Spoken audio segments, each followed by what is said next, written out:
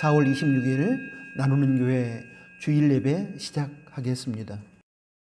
찬송가 13장 찬양합니다.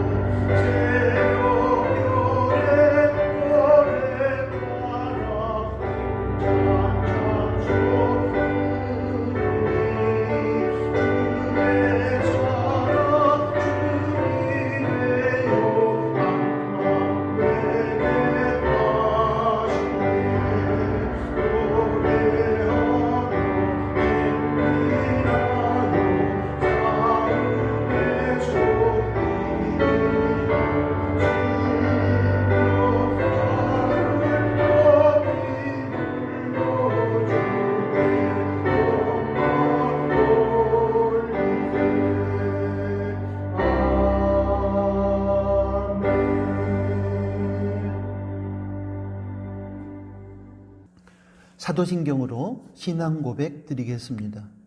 전능하사 천지를 만드신 하나님 아버지를 내가 믿사오며 그 외아들 우리 주 예수 그리스도를 믿사오니 이는 성령으로 잉태하사 동정녀 마리아에게 나시고 본디오 빌라도에게 고난을 받으사 십자가에 못 박혀 죽으시고 장사한 지 사흘 만에 죽은 자 가운데서 다시 살아나시며 하늘에 오르사 전능하신 하나님 우편에 앉아 계시다가 저리로서 산자와 죽은 자를 심판하러 오시리라. 성령을 믿사오며 거룩한 공예와 성도가 서로 교통하는 것과 죄를 사하여 주시는 것과 몸이 다시 사는 것과 영원히 사는 것을 믿사옵나이다. 아멘. 예배를 위해서 기도하겠습니다. 하나님 아버지, 저희 나누는 교회가 8주 동안의 온라인 주일 가정 예배를 끝내고 교회당에 공동체로 모여 주일 예배를 드리게 하여 주심을 감사합니다. 8주 동안의 온라인 주일 가정 예배를 통하여 교회당에서 공동체가 모이는 교회로서 예배 드리는 것이 얼마나 귀하고 소중한 시간인지 깨닫게 하여 주심도 감사합니다. 오늘 저희의 예배 가운데 함께 하시고 찬양과 영광을 받으소서. 오늘 저희에게 모이는 교회로서 공동체 주일 예배를 드릴 때에 예배의 감격이 회복되게 하여 주시고 성령과 진리로 예배드림을 통하여 하나님의 임재를 경험하며 예비하신 하나님의 은혜로 충만하게 하소서. 하나님 아버지, 코로나19를 통하여 저희의 죄악과 허물을 보고 깨닫게 하여 주심에 감사합니다. 창조 질서를 깨뜨리며 생태계를 파괴하고 하나님을 무시하며 불순종하며 살았던 죄를 회개하오니 용서하여 주옵소서. 주님의 몸된 교회인 저희들이 세상의 소금과 빛으로 살지 못하고 다툼과 분쟁을 유발하며 서로 사랑하지 못하고 거룩함을 잃어버리고 마음과 입술과 생활로 누군가를 아프게 하였음을 회개하오니 용서하여 주옵소서. 같은 죄악을 습관적으로 짓지 않도록 죄를 이겨낼 수 있는 능력을 주시고 저희가 회개에 합당한 열매를 맺어 하나님을 영화롭게 하옵소서. 하나님 아버지, 코로나19가 진정 국면으로 들어가게 하심을 감사합니다. 더 이상 확산되지 않도록 도와주시고 확진자들이 속히 나음을 얻게 해주시고 저희가 방심하지 않고 더욱 예방에 철저하게 임하는 가운데 코로나19가 종식되게 하여 주옵소서. 국민의 무너진 일상이 단계적으로 회복되게 하여 주시고 이후에 따라오게 될 경제적 위기를 저희가 잘 극복하고 나아갈 수 있도록 하나님께서 이 나라와 이 땅의 백성들과 특히 나라를 이끌어가는 위정자들에게 감당할 힘을 주옵소서.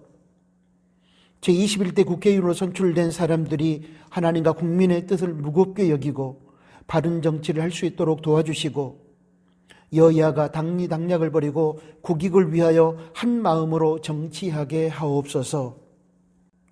특별히 저희 나누는 교회 나오미 어르신들의 영육간의 건강을 붙들어 주시고 외국과 객지에서 직장생활과 학업에 전념하고 있는 다음 세대와 군 복무 중인 다음 세대의 믿음과 건강과 안전을 지켜주옵소서. 예배를 시작합니다. 처음부터 마치는 시간까지 오직 성삼위 하나님만이 영광을 받으시고 저희에게는 하나님의 예비하신 은혜로 충만하게 하옵소서. 저희가 모이는 교회로서 드리는 이 예배가 흩어져 들어간 삶의 자리에서 생활로 드리는 영적 예배로 이어지게 하옵소서. 예수님의 이름으로 기도합니다. 아멘.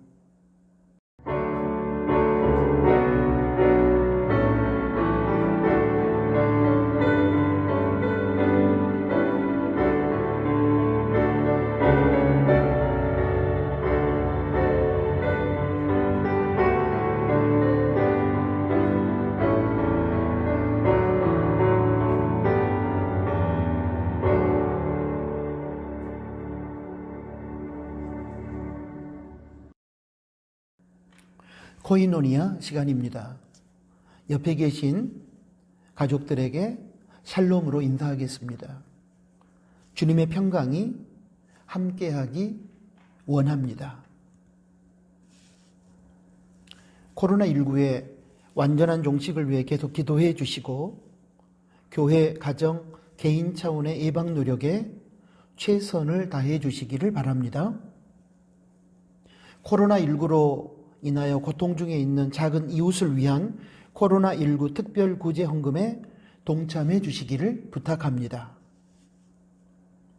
방역당국의 사회적 거리 두기가 고강도에서 완화로 바뀜에 따라 오늘 4월 26일 주일부터 교회당에서의 현장 예배와 온라인 가정 예배를 병행하여 드리고 있습니다.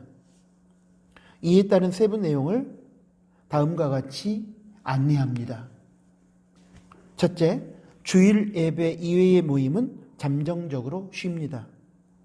코로나19의 추이를 지켜보면서 재개를 결정하고 매주일 코이노니아 시간을 통하여 공지하겠습니다. 둘째, 주일 예배는 잠정적으로 오전 7시 30분과 오전 11시 2회에 걸쳐서 온가족 함께 예배 형식으로 드립니다. 부득이 현장 예배에 참석하지 못하는 교우들께는 예배 영상 링크를 보내드립니다. 온라인 가정 예배를 드리는 성도들은 교회 계좌를 이용하여 봉헌해 주시기를 부탁합니다. 셋째, 2회로 나누어 예배 드리는 동안 현장 예배에서는 예배 기도는 합심으로, 코람데오 찬양단과 호산나 찬양대 찬양은 회중 찬양으로 대신합니다. 넷째, 7시 30분 예배 후 청소 소독은 임직자들과 나눔직들께서, 그리고 11시 예배 후 청소 소독은 목회자 가정에서 담당합니다. 오늘 코이노니아는 여기까지입니다. 성경 봉독하겠습니다. 신명기 1장 19절에서 33절까지 말씀입니다. 우리 하나님 여호와께서 우리에게 명하신 대로 우리가 호렙산에서 발행하여 너희의 본바 크고 두려운 광야를 지나 아모리 족속의 산지길로 가데스 바네아에 이른 때에 내가 너희에게 이르기를 우리 하나님 여호와께서 우리에게 주신 아모리 족속의 산지에 너희가 이르렀나니 너희 하나님 여호와께서 이 땅을 너희 앞에 두셨은즉 너희 열조의 하나님 여호와께서 너희에게 이르신 대로 올라가서 얻으라, 두려워 말라, 주저하지 말라 한즉 너희가 다 내 앞으로 나와 말하기를 우리가 사람을 우리 앞서 보내어 우리를 위하여 그 땅을 정탐하고 어느 길로 올라가야 할 것과 어느 성읍으로 들어가야 할 것을 우리에게 회복해 하자 하기에 내가 그 말을 선히 여겨 너희 중에서 매 지파에 한 사람씩 12를 택하매 그들이 앞으로 가서 산지에 올라 에스골 골짜기에 이르러 그곳을 정탐하고 그 땅의 과실을 손에 가지고 우리에게로 돌아와서 우리에게 회복하여 이르되 우리의 하나님 여호와께서 우리에게 주시는 땅이 좋더라 하였느니라. 그러나 너희가 올라가기를 즐겨 아니하고 너희 하나님 여호와의 명을 거역하여 장막 중에서 원망하여 이르기를 여호와께서 우리를 미워하시는 거로 아모리 족속의 손에 붙여 멸하시려고 우리를 애굽 땅에서 인도하여 내셨도다. 우리가 어디로 갈고 우리의 형제들이 우리로 낙심케 하여 말하기를 그 백성은 우리보다 장대하며 그 성읍은 크고 성곽은 하늘에 닿았으며 우리가 또 거기서 아낙 자손을 보았노라 하는도다 하기로 내가 너희에게 말하기를 그들을 무서워 말라, 두려워하지 말라. 너희 앞서 행하시는 너희 하나님 여호와께서 애굽에서 너희를 위하여 너희 목전에서 모든 일을 행하신 것 같이 이제도 너희를 위하여 싸우실 것이며 광야에서도 너희가 당하였거니와 사람이 자기 아들을 아는같이 너희 하나님 여호와께서 너희의 행로 중에 너희를 아느사 이곳까지 이르게 하셨느니라 하나 이 일에 너희가 너희 하나님 여호와를 믿지 아니하였도다.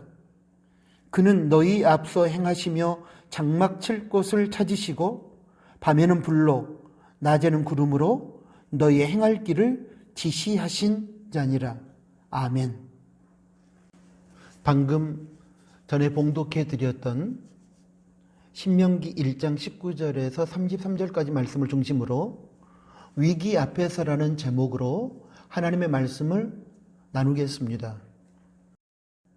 사랑하는 나누는 가족 여러분, 성경에 기록된 가데스 바네아 사건을 아십니까? 생소하게 들리실지 모르겠지만 그 내용을 들어보면 아마 친숙하게 다가올 것입니다. 많은 설교의 본문으로 사용된 사건이기도 하고 저도 나누는 교회 강단에서 많이 언급했던 내용입니다.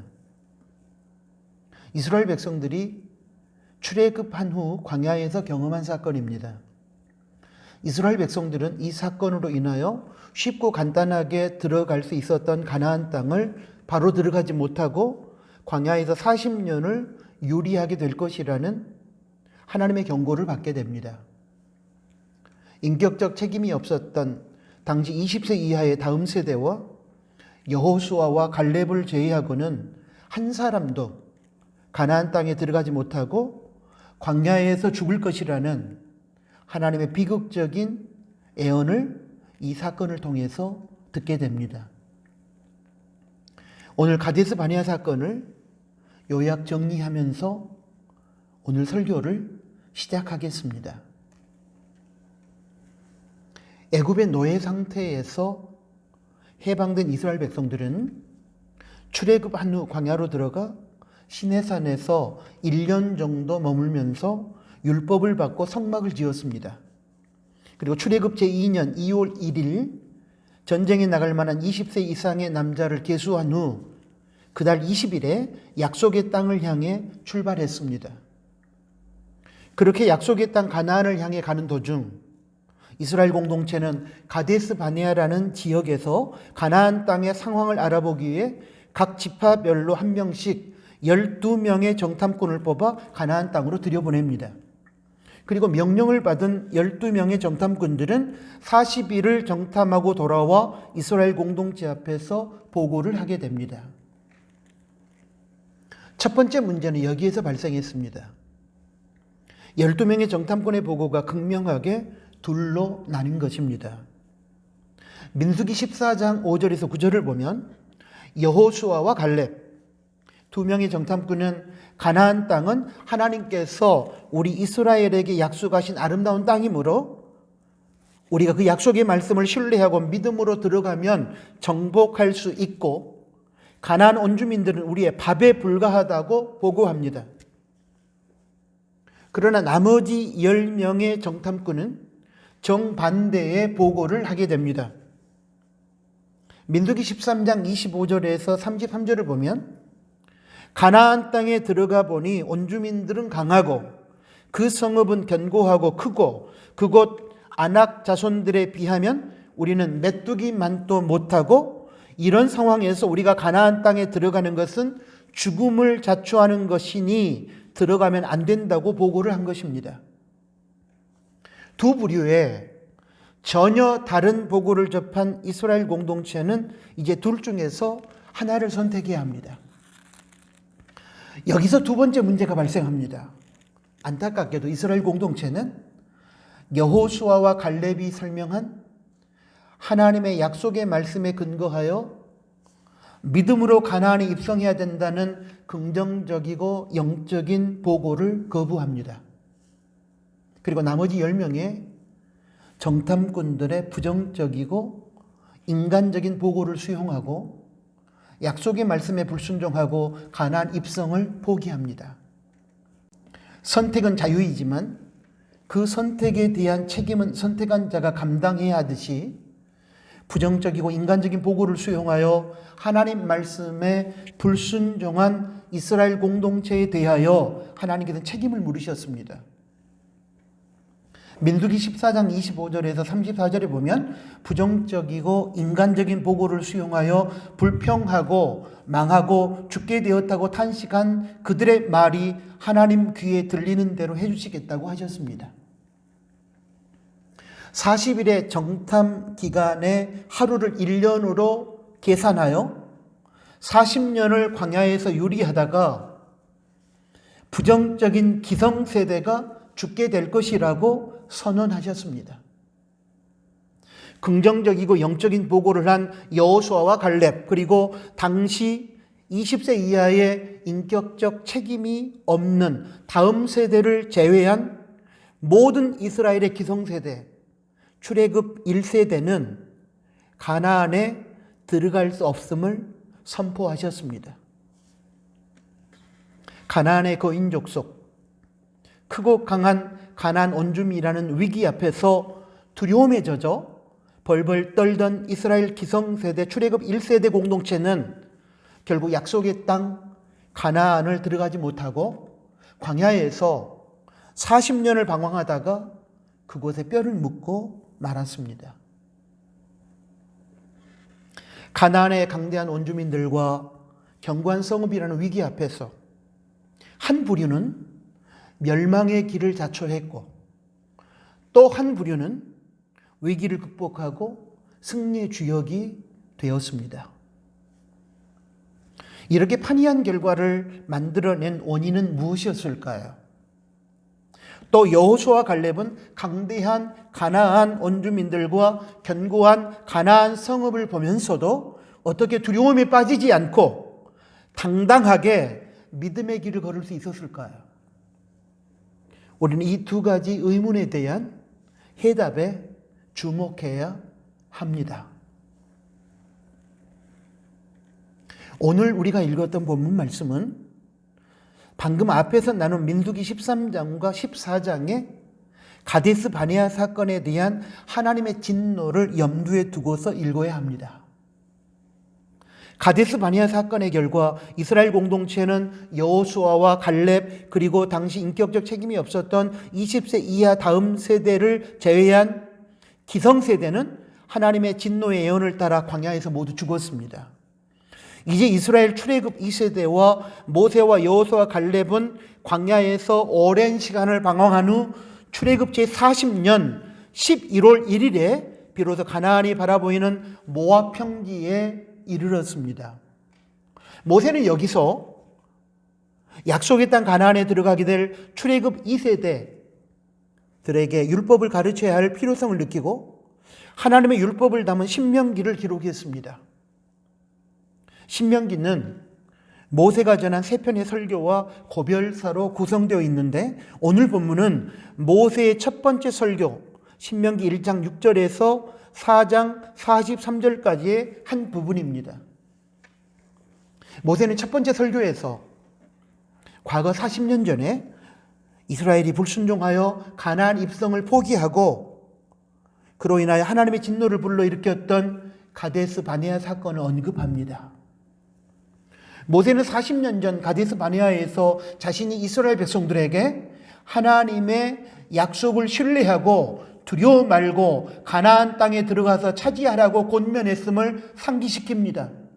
신명기 1장 21절을 보면 너희 하나님 여호와께서 이 땅을 너희 앞에 두셨은즉 너희 열조의 하나님 여호와께서 너희에게 이르신 대로 올라가서 얻으라 두려워 말라 주저하지 말라 한즉 그런데 이스라엘 백성들이 하나님 말씀에 순종하여 가나안 땅에 들어가지 않고 정탐꾼의 보고 속에 등장하는 강대한 가나안 원주민들과 견고한 가나안의 성읍을 두려워하여 가나안 땅에 들어가는 것을 포기했음을 또한 신명기 1장 24절에서 28절까지 말씀 속에서 모세는 회고합니다. 그러면서 그 당시에 강대한 가나안 원주민들과 견고한 가나안 성읍을 두려워하던 이스라엘 백성들에게 두려워하고 무서워하지 말라고 권면하면서 자신이 소개했던 하나님을 언급합니다. 신명기 1장 29절에서 31절까지의 말씀입니다. 모세가 당시 두려움에 떨고 있었던 이스라엘 백성들에게 소개했던 하나님은 첫째, 앞서 행하시는 하나님이셨습니다. 신명기 1장 30절입니다.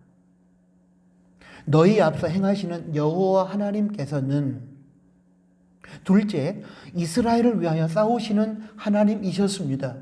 신명기 1장 30절 하반절입니다. 애굽에서 너희를 위하여 너희 목전에서 모든 일을 행하신 것 같이 이제도 너희를 위하여 싸우실 것이며 셋째, 광야 고난길에서 이스라엘을 품에 안아서 안전하게 보호해 주신 하나님이셨습니다. 신명기 1장 31절입니다. 광야에서도 너희가 당하였거니와 사람이 자기 아들을 안음같이 너희 하나님 여호와께서 너희의 행로 중에 너희를 안으사 이곳까지 이르게 하셨느니라 하니 이러한 모세의 권면에도 불구하고 40년 전 가데스 바네아에서의 이스라엘 백성은 여호와 하나님을 믿지 아니했습니다. 신명기서 1장 32절에서 언급합니다. 이 일에 너희가 너희 하나님 여호와를 믿지 아니하였도다. 그 결과 여호수아 갈렙 출애굽 2세대를 제외한 모든 이스라엘의 기성세대 모세를 포함한 출애굽 1세대가 가나안에 들어가지 못하게 된 사실을 모세는 지금 아픈 마음을 가지고 가나안 입성을 앞에 두고 있는 이스라엘 다음 세대 출애굽 2세대에게 설교하고 있는 것입니다. 이것이 오늘 봉독해 드렸던 신명기 1장 19절에서 33절까지의 말씀 내용입니다. 출애굽 후 광야 생활 초기에 있었던 민수기 13장과 14장의 가데스 바네아 사건, 그리고 그로부터 40년 후 모압 평지에서 모세가 신명기 1장에서 가나안 입성을 앞둔 출애굽 2세대에게 가데스 바네아 사건을 회고하면서 선포한 설교를 통하여 여호수아 갈렙이 어떻게 가나안의 강대한 원주민들과 견고한 성읍을 두려워하지 않고 담대한 믿음으로 이겨낼 수 있었으며, 또한 반대로 이스라엘 기성세대는 왜 강대한 가나안 원주민들과 견고한 가나안 성읍 앞에서 벌벌 떨며 무릎을 꿇을 수밖에 없었는지에 대한 원인을 찾아보기 원합니다. 더 나아가 코로나19 위기 속에서 원망하며 걱정하며 낙심하고 두려워하고 있는 오늘 우리들이 있다면, 본문의 가데스 바네아 사건을 통하여 주시는 하나님의 메시지로 인하여 힘과 능력을 얻고 코로나19 위기를 믿음으로 극복할 수 있게 되기를 기대합니다. 여호수아 갈렙이 강대하고 견고한 가나안의 세력 앞에서 두려워하지 않고 하나님 말씀에 순종하여 믿음으로 가나안에 도전할 수 있도록 용기를 주었던 두 가지 삶의 방식을 주목해야 합니다. 여호수아 갈렙은 위기를 만났을 때 하나님과의 관계성 속에서 앞으로 설명하게 되는 두 가지의 긍정적이고 영적인 삶의 방식이 작동함으로 위기를 극복할 수 있었습니다. 반면에 여호수아와 갈렙을 제외한 이스라엘의 출애굽 1세대는 위기를 만났을 때 하나님과의 관계성 속에서의 긍정적이고 영적인 두 가지 삶의 방식이 작동하지 않았으므로 위기 앞에서 무너졌습니다. 위기를 만났을 때에 영적이고 긍정적인 삶의 방식으로 반응한 사람은 언제나 위기를 극복하고 승리할 수 있습니다. 그러나 위기를 만났을 때에 세속적이고 부정적인 삶의 방식으로 반응하는 사람은 위기 앞에 무릎을 꿇고 패배할 수밖에 없었습니다.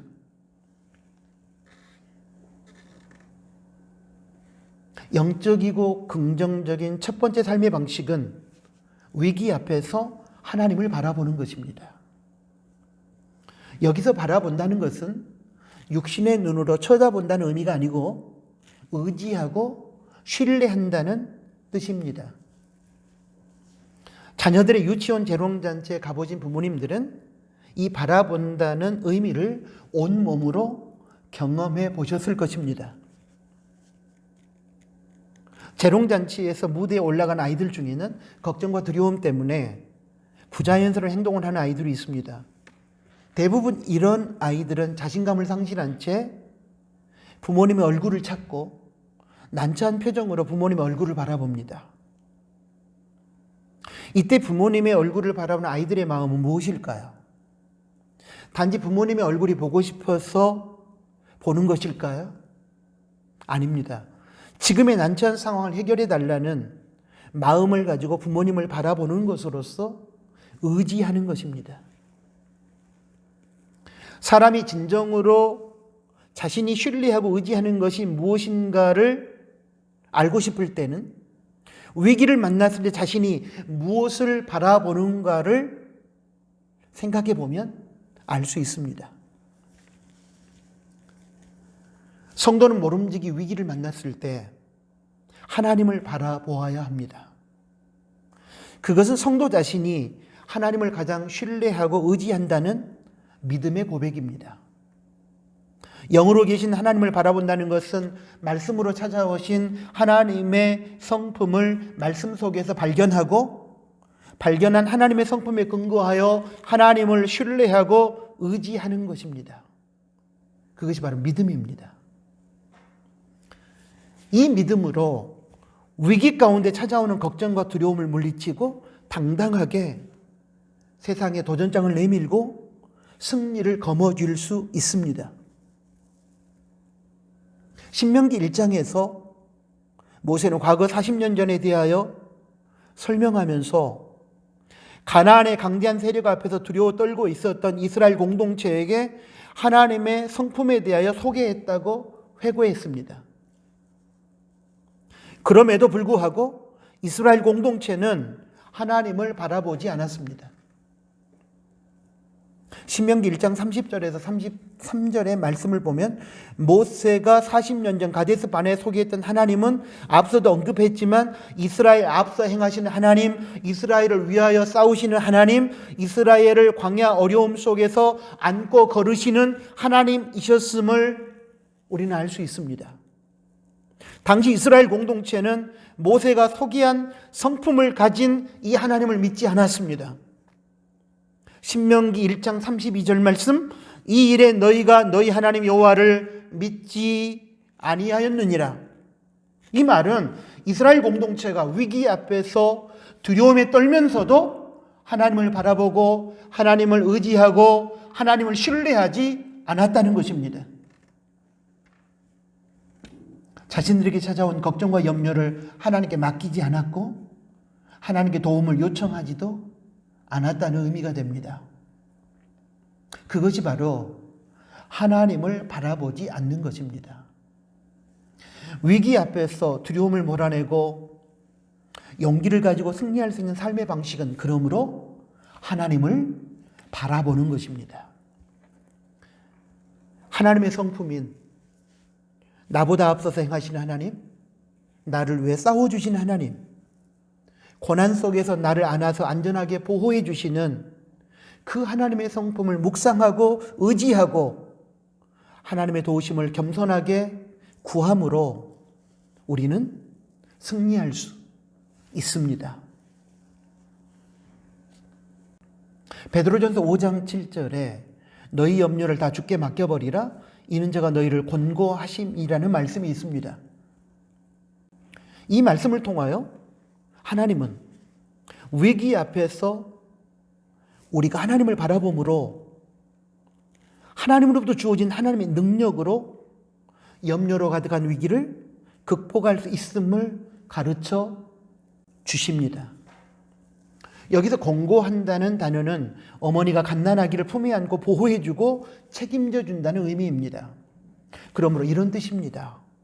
성도가 위기를 당해서 염려하게 되었을 때에 하나님을 바라보는 행위인 하나님의 성품을 묵상하고 하나님의 그 성품을 의지하여 기도함으로 나아가면 하나님께서는 어머니가 갓난아기를 품에 안고 돌보아주고 보호해 주듯이 위기 앞에서 두려워하는 성도를 책임져 주신다는 것입니다. 그러므로 사랑하는 나누는 교회 가족 여러분, 위기 앞에서 문제를 묵상하지 말고 우리를 사랑하시는 하나님의 성품을 묵상하십시오. 여호수아와 갈렙은 약속의 말씀 속에서 발견한 하나님의 성품을 바라보고 묵상함으로 용기를 얻었고 하나님의 능력을 힘입어 믿음으로 승리할 수 있었습니다.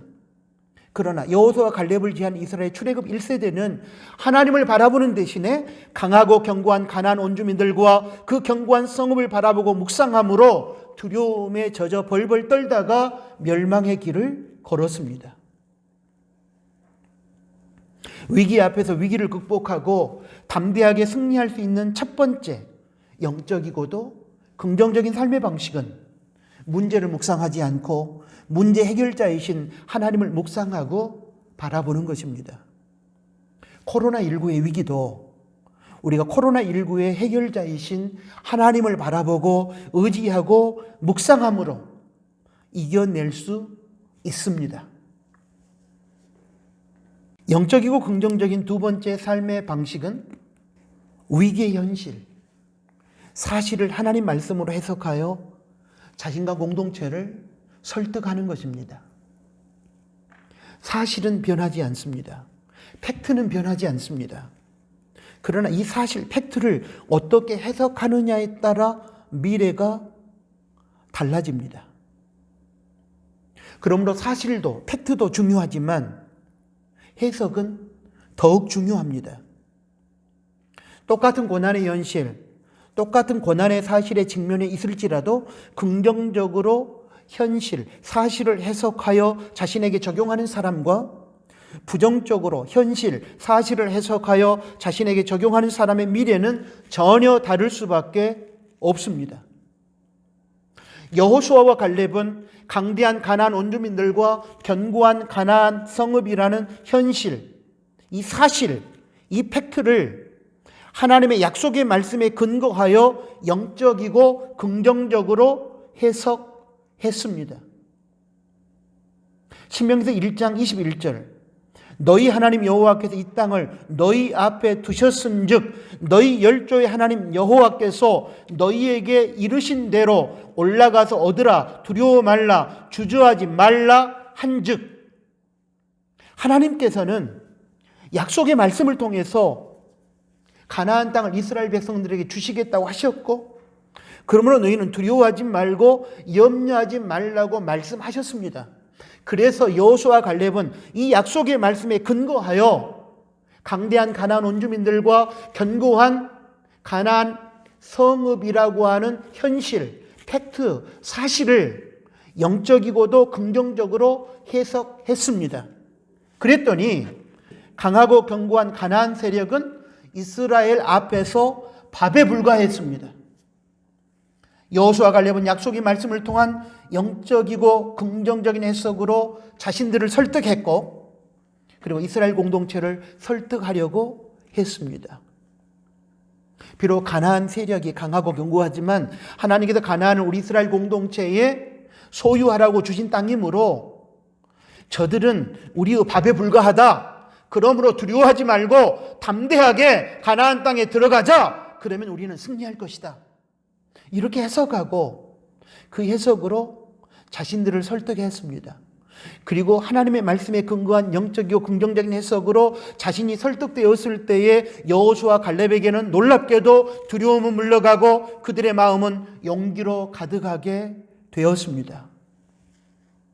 그러나 여호수아 갈렙을 제한 출애굽 1세대는 하나님 말씀에 근거하여 영적이고 긍정적인 해석을 하지 못하고 외적인 가나안의 상황과 환경으로 세속적이고 부정적인 해석을 함으로써 그들의 마음은 염려와 두려움으로 가득 차게 되었고 강하고 견고한 가나안 세력 앞에서 무릎을 꿇을 수밖에 없었습니다. 여호수아 갈렙 그리고 출애굽 1세대 모두에게 주어진 현실, 사실, 팩트는 똑같았습니다. 가나안 원주민은 출애굽하여 광야길에서 급히 아마추어 군대 조직을 갖춘 이스라엘 공동체보다 훨씬 강했습니다. 그러나 해석은 달랐습니다. 여호수아 갈렙은 하나님의 약속의 말씀에 근거하여 가나안 원주민들은 이스라엘의 밥이다라고 영적이고 긍정적인 해석을 했고, 그리고 그 해석에 의하여 두려움에 떨고 있었던 자신들을 설득하여 용기를 회복하고 가나안에 도전할 수 있었습니다. 그러나 여호수아 갈렙을 제한 출애굽 1세대는 하나님의 약속의 말씀을 잊어버리고 세상적인 환경과 조건에 근거하여 가나안 원주민들과 비교하면 우리는 메뚜기에 불과하다는 세속적이고 부정적인 해석을 하게 되었습니다. 그리고 그 해석에 의해 자신들의 마음은 더 큰 두려움으로 가득 차게 되었고, 결국 그들은 가나안 땅에 들어가서 정복하라는 하나님의 명령에 불순종하고 비겁하게도 원망하고 탄식하다가 광야에서 뼈를 묻고 다 죽었습니다. 사실 팩트에 의해서 이러한 판이한 결과가 나타나는 것이 아닙니다. 같은 사실, 같은 팩트에 대한 다른 해석이 이러한 판이한 결과를 가져온 것입니다. 이런 의미에서 사랑하는 나누는 교회 가족 여러분, 늘 말씀드리는 얘기지만 사실도 중요하지만 사실보다 더 중요한 것은 해석입니다. 똑같은 현실, 똑같은 사실, 똑같은 팩트를 할지라도 거기에 대해서 어떤 해석을 하고 그 해석으로 자신을 설득하느냐 못하느냐에 따라 결과는 판이하게 달라집니다. 생명의 삶 플러스 2020년 3월호에 실린 심리학자 엘버트 벤듀라의 연구를 하나 소개해드리고 싶습니다. 그는 실패를 겪을 때 우리의 태도가 얼마나 중요한지를 보여주는 연구를 했습니다. 벤듀라는 두 그룹에 똑같은 임무 수행을 맡겼습니다. 첫 번째 그룹에는 임무 수행을 함으로써 참가자 각자의 능력이 얼마나 되는지 측정하는 성격의 테스트라고 말해 주었습니다. 두 번째 그룹에게는 임무를 완수하는 데 필요한 능력은 배가 될 수 있고 이 테스트의 성격은 훈련하고 성장하는 기회를 주기 위한 것에 불과하다고 말해 주었습니다. 사실 그 임무는 누구든 실패할 수밖에 없도록 아주 어렵게 만들어 놓은 것이었습니다. 결국 참가자들은 두 그룹 다 모두 실패했습니다. 그러나 두 그룹에 실패한 후에 반응이 각각 달랐습니다. 첫 번째 그룹의 참가자들은 자신의 능력이 부족했기 때문에 실패했다고 생각하면서 자신감을 상실했습니다. 그들에게 다시 테스트를 시행했지만 그들은 더 이상의 진전을 보이지 않았습니다. 반면에 두 번째 그룹의 참가자들은 비록 실패했지만 자신감을 잃지 않았습니다. 두 번째 참가자들은 그 실패를 배움의 기회로 여겼고 다시 테스트했을 때 그들은 훨씬 향상된 수행 능력을 보여주었습니다. 두 개 그룹의 참가자들 모두 실패할 수밖에 없는 똑같은 임무를 부여받았습니다. 그래서 모두 다 실패했습니다. 그러나 실패한 현실, 실패한 사실 앞에서의 두 그룹의 반응은 달랐고 이후에 주어진 테스트에서 두 그룹에게 찾아온 결과도 달랐습니다. 한 그룹은 계속 진전이 있었고 다른 그룹에게는 진전이 없었습니다. 이들의 차이는 결국 해석에 의해서 달라진 것입니다. 그들에게는 실패할 수밖에 없는 똑같은 임무가 주어졌습니다. 사실, 현실, 팩트는 같았습니다. 그러나 두 그룹에게 주어진 테스트의 성격, 취지는 달랐습니다. 한 그룹은 테스트의 성격, 취지가 각자의 능력을 측정하는 것이었고 다른 그룹은 테스트의 성격과 취지가 훈련하고 성장하기 위한 기회였습니다. 두 그룹의 참가자들이 임무 수행에 실패했을 때 다른 반응을 보였는데 한 그룹은 각자의 능력을 측정한다는 테스트 성격 취지에 입각하여 그것에 의하여 자신들의 실패를 바라보게 되었을 때 자신의 능력이 그것밖에 안 된다고 해석하여 절망할 수밖에 없었습니다. 그 결과 그들의 계속된 테스트에서는 전혀 발전이 나타나지 않았습니다. 그런데 다른 그룹은 훈련하고 성장하기 위한 기회라는 테스트 성격과 취지에 입각하여 자신들의 실패를 바라보게 되었고 그때 자신들의 실패를 배움의 기회로 해석하여 절망하지 않고 용기를 가지고 다시 도전할 수 있었습니다. 그리고 그 결과 이어지는 계속된 테스트에서는 놀라운 발전이 나타났습니다. 결국 무엇 때문에 이러한 다른 반응과 다른 결과가 나타나게 되었을까요? 현실, 사실은 두 그룹 모두 같았습니다. 실패할 수밖에 없는 똑같은 임무가 주어졌고 그 임무 앞에서 그들은 똑같이 실패했습니다. 그러나 실패의 현실, 실패의 사실에 대하여 자신들에게 부여된 테스트의 성격과 취지에 입각한 다른 해석으로 인하여 반응이 다르게 나타났고 그 결과 또한 전혀 다르게 나타난 것입니다.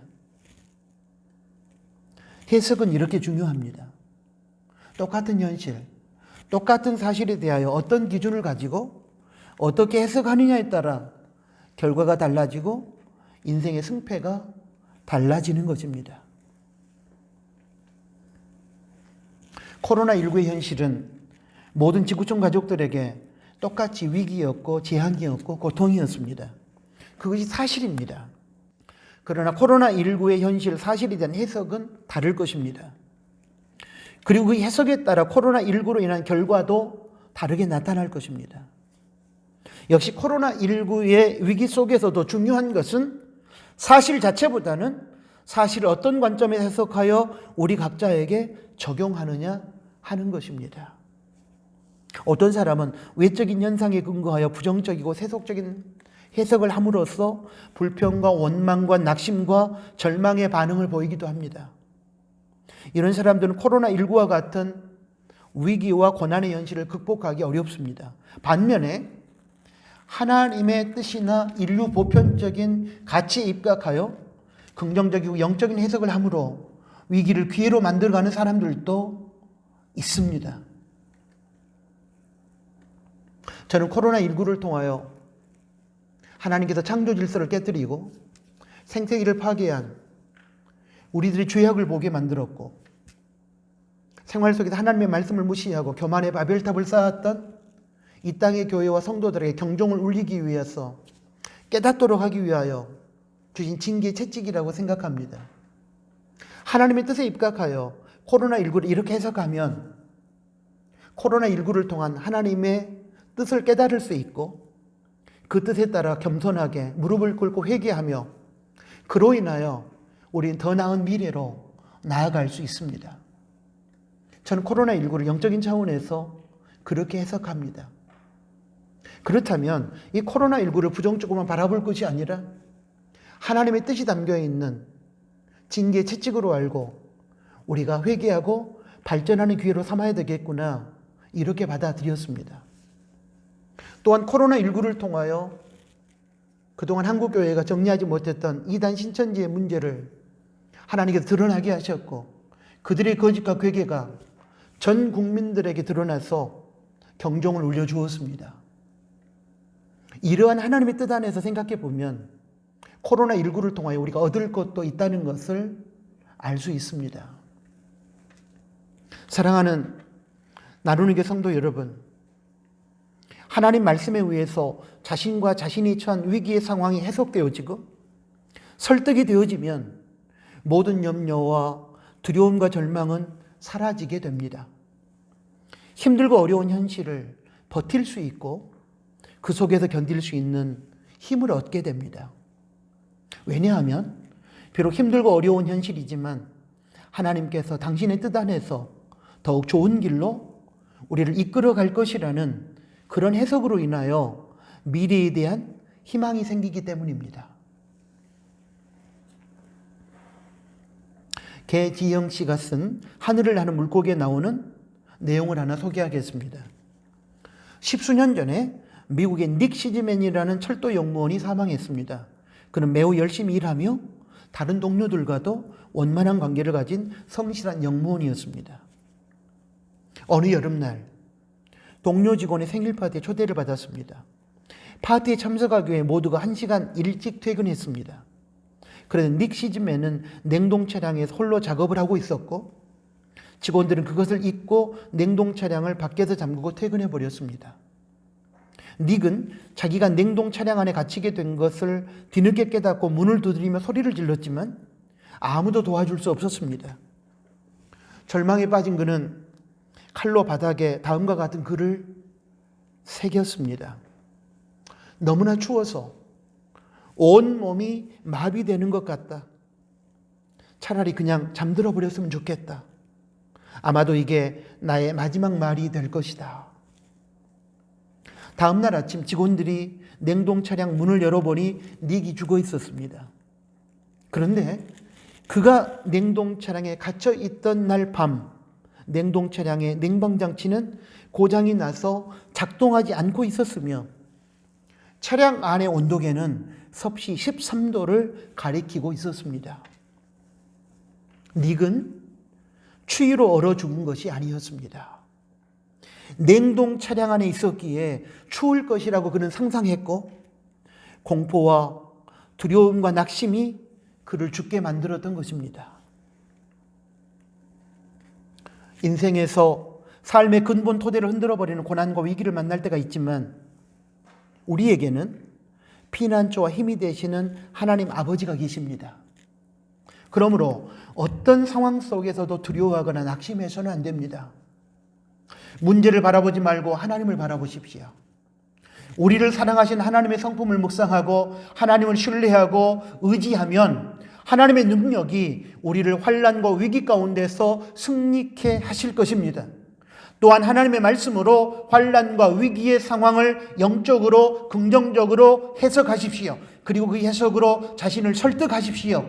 그러면 그 어떤 고난과 위기의 상황도 우리의 마음을 무너뜨릴 수 없습니다. 우리의 마음은 불평 대신에 감사로, 염려 대신에 평안으로, 두려움 대신에 용기로, 절망 대신에 희망으로 가득하게 될 것입니다. 그리고 우리는 감사와 평안과 용기와 희망의 마음을 가지고 담대하게 고난의 위기의 상황을 뚫고 승리할 것입니다. 광야 생활 초기의 가데스 바네아 사건, 광야 생활 제40년째 모압 평지에서의 가데스 바네아 사건을 회고하면서 행했던 모세의 설교, 심리학자 엘버트 펜듀라의 테스트, 코로나19를 바라보는 우리의 시각에서 우리가 동일하게 배우고 깨닫는 것은 무엇입니까? 사실도 중요하지만 사실에 대한 우리의 반응이 중요하다는 것입니다. 사실보다 중요한 것은 사실에 대한 영적이고 긍정적인 해석이라는 것입니다. 사랑하는 나누는 가족 여러분, 우리는 코로나19를 비롯한 위기와 고난의 현실 앞에서 그동안 어떠한 삶의 방식으로 반응했습니까? 오늘 설교를 통하여 하나님께서는 위기와 고난의 현실 앞에서 우리가 반응해야 할 두 가지 삶의 방식을 가르쳐 주셨습니다. 하나는 세상과 문제를 바라보고 묵상하지 말고 문제 해결자이신 하나님을 바라보고 묵상하라는 것입니다. 다른 하나는 위기와 고난의 현실에 사로잡혀 무너지지 말고 하나님 말씀에 입각하여 영적이고 긍정적인 해석을 하고 그 해석에 의하여 자신을 설득함으로 마음의 용기를 회복하라는 것입니다. 이 두 가지가 고난과 위기 현실, 사실에 굴복하여 무너지지 아니하고 용기를 가지고 도전하여 극복하게 만들어주는 성경적인 생활 방식입니다. 위기는 기회가 될 수가 있습니다. 고난은 영광을 위한 디딤돌이 될 수 있습니다. 그러기 위하여 사랑하는 나누는 가족 여러분, 하나님을 바라보십시오. 사실에 대한 성경적인 해석을 하시고 그 해석에 의하여 여러분 자신을 설득하십시오. 승리할 것입니다. 아멘.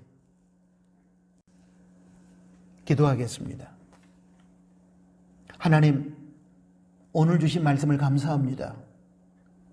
가정에서의 기나긴 온라인 주일 가정 예배를 마감하고 저희를 교회당으로 부르시고 이곳에서 공동체 주일 예배를 드리게 하신 것 감사합니다.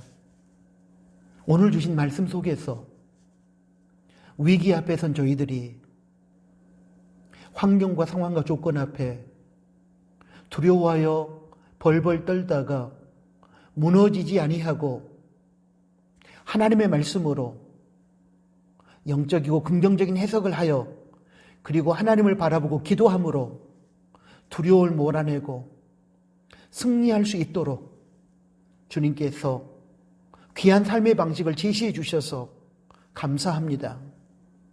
이 말씀 붙들고 코로나19를 비롯한 어떤 위기 상황 속에서도 주님이 가르쳐 주신 하나님을 바라보고 하나님의 약속의 말씀으로 현실을 해석함으로 능히 세상을 이기고 주님의 승리를 노래하는 저희가 되도록 인도하여 주옵소서. 예수님의 이름으로 기도합니다. 아멘. 파송 찬양 드리겠습니다.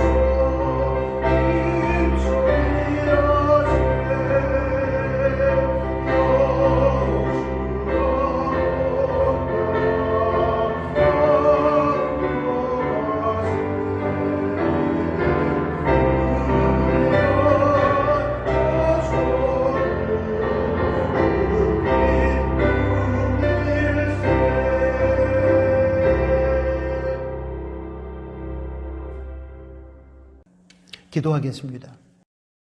이제는 우리 구주 예수 그리스도의 은혜와 하나님 아버지의 크신 사랑하심과 성령님의 위로, 교통, 충만, 동행하심이 오늘 주신 하나님의 말씀을 듣고 위기 앞에서 두려워하며 벌벌 떨며 절망하지 아니하고 하나님이 주시는 삶의 방식, 하나님을 바라보고 하나님의 말씀으로 현실을 해석함으로 능히 위기의 상황을 뚫고 하나님의 영광을 선포하고 노래하기를 소망하는 사랑하는 나누는 가족 머리 위에 이제로부터 영원토록 항상 함께 계실지어다. 아멘.